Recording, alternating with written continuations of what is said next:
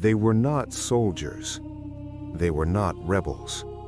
They were ordinary people, yet the most powerful empire in the world hunted them down. Men, women, and even children, dragged from their homes, imprisoned, executed in public. Their crime? They were not soldiers. They were not rebels. They were ordinary people, yet the most powerful empire in the world hunted them down. Men, women, and even children, dragged from their homes. In the 1st century, the Roman Empire was unlike anything the world had ever seen. It stretched across continents, from the wind-swept shores of Britain to the deserts of the Middle East. At its heart stood the city of Rome, a place of power, wealth, and control. Rome did not just conquer lands, it conquered identities.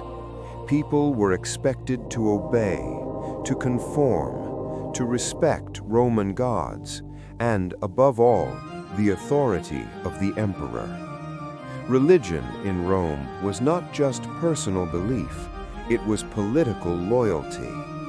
To worship the gods of Rome was to support Rome itself, and anyone who refused was seen as a threat.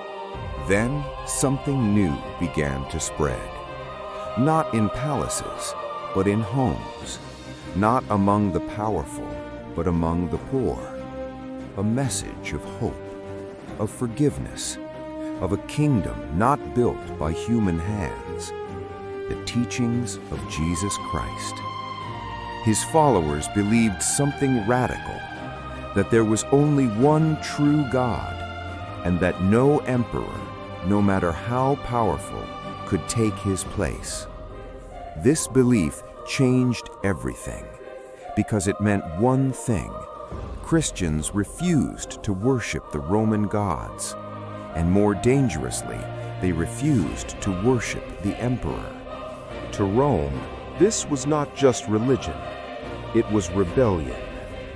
Christians would not burn incense to the emperor. They would not swear loyalty through ritual, and they met in secret, at night, behind closed doors. Rumors began to spread. Some said they were dangerous. Others said they practiced strange rituals.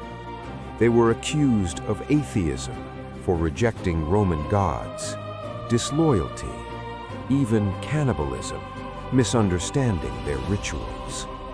Fear turned into suspicion. Suspicion turned into hatred. And hatred turned into persecution. In the year 64 AD, disaster struck. A massive fire tore through Rome. Homes burned, temples collapsed, thousands were left homeless. Panic spread across the empire, and the emperor at the time, Nero, needed someone to blame. So he chose the Christians. They were already feared, already misunderstood, and now they became the perfect scapegoat. What followed was brutal. Christians were arrested, tortured, executed in horrifying ways. Some were burned alive, others were thrown to wild animals. Their deaths became public spectacles, entertainment for the crowds. In early Christians, life became a constant risk. They gathered in secret, in hidden places, sometimes even underground. Every knock at the door could mean death. Families were torn apart. Friends betrayed one another out of fear. And yet, they did not stop believing. Why? Because their faith offered something Rome never could: hope beyond death. They believed that even if their bodies were destroyed, their souls would live on, and that gave them courage, unshakable courage. here's what made them even more dangerous to Rome. They didn't fight. They didn't raise armies. They didn't start revolts. Instead, they forgave. Even their enemies. Even those who executed them. This confused the Romans because power in Rome was built on fear and control. But Christianity was built on something else entirely: love, sacrifice, and faith. Ironically, persecution made Christianity stronger because every execution became a story. Every martyr became a symbol.